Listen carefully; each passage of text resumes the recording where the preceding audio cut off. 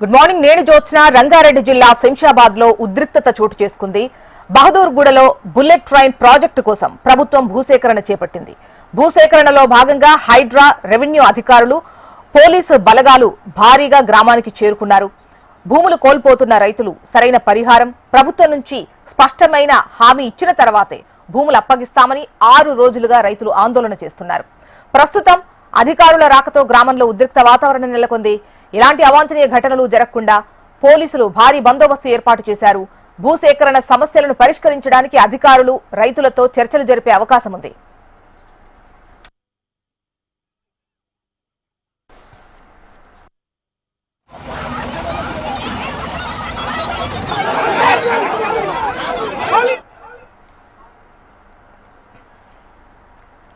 రంగారెడ్డి జిల్లా శంషాబాద్ లో ఉద్రిక్తత చోటు చేసుకున్నట్టుగా తెలుస్తోంది. బహదూర్గూడలో బుల్లెట్ ట్రైన్ ప్రాజెక్టు కోసం ప్రభుత్వం భూసేకరణ చేపట్టింది. భూసేకరణలో భాగంగా హైడ్రా, రెవెన్యూ అధికారులు, పోలీస్ భారీ బందోబస్తు గ్రామానికి చేరుకున్నట్టుగా తెలుస్తోంది. డీటెయిల్స్ మనకు ఆర్కే అందిస్తారు.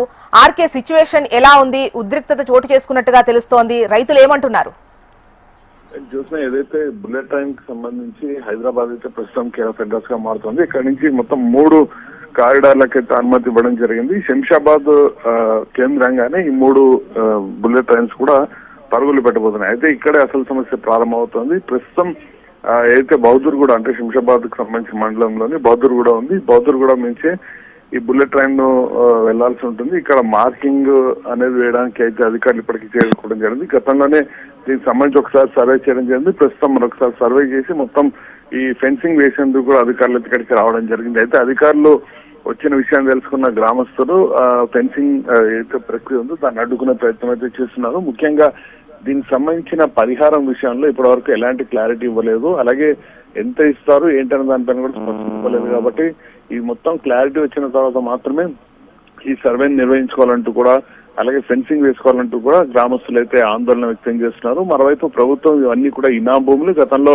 ప్రభుత్వం ఇచ్చిన భూములు అంటూ కూడా అధికారులు చెప్పుకుంటూ వచ్చే ప్రయత్నం అయితే చేస్తున్నారు. అయితే దీనికి సంబంధించి ప్రస్తుతం అయితే అధికారులు గ్రామస్తులతో అయితే మాట్లాడడం జరుగుతుంది. నష్టపరిహారం విషయంలో అధికారులు నిర్ణయం తీసుకునే అవకాశం లేదు కాబట్టి ప్రభుత్వానికి నివేదించాల్సి ఉంటుంది. ప్రభుత్వం దానిపైన ఒక క్లారిటీ ఇచ్చిన తర్వాత మాత్రమే దీనిపైన ముందుకు వెళ్లే అవకాశం అయితే ఉంటుంది. అది అప్పటి వరకు కూడా తమ గ్రామంలోకి ఏ ఒక్క అధికారిని కూడా రానిచ్చో, ముఖ్యంగా ఈ సర్వే ప్రక్రియ ఏదైతుందో దాన్ని ఎట్టి పరిస్థితులను ముందుకు కొనసాగించమంటూ కూడా గ్రామస్తులు అయితే తీవ్ర ఆగ్రహాన్ని అయితే వ్యక్తం చేస్తున్నారు. ప్రస్తుతానికి ఇంకా అక్కడ ఉద్రిక్తత పరిస్థితులు నెలకొన్నాయి. మరోవైపు ఇటు హైడ్రా, రెవెన్యూ సిబ్బంది ఇప్పటికే అక్కడికి చేరుకుని వాళ్ళతో పాటు హైడ్రా అలాగే స్థానిక పోలీసులు కూడా పెద్ద ఎత్తున అయితే అక్కడికి చేరుకున్నారు. ఎలాంటి ఆందోళనలు జరగకుండా వాళ్ళైతే అక్కడైతే కేర్ అయితే తీసుకోవడం జరుగుతుంది. మరోవైపు రెవెన్యూ అధికారులు అయితే వీలైనంత వరకు కూడా గ్రామస్తులతో అయితే మాట్లాడడం అయితే జరుగుతుంది. పూర్తి నష్టపరిహారం ఇచ్చిన తర్వాత మాత్రమే భూములను స్వాధీనం చేసుకుంటామంటూ కూడా అధికారులు అయితే చెప్తున్నారు. కానీ ముందైతే మార్కింగ్ ప్రక్రియ అయితే కొనసాగుతున్నట్టు కూడా అధికారులు వాళ్ళకి నచ్చజెప్పే ప్రయత్నం అయితే చేస్తున్నారు. చర్చలు అయితే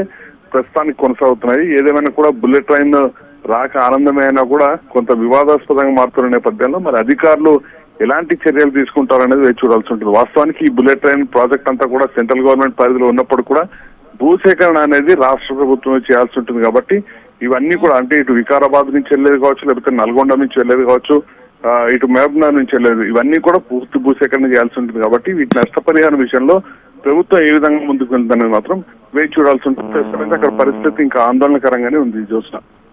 ఓకే, రైట్ ఆర్కే.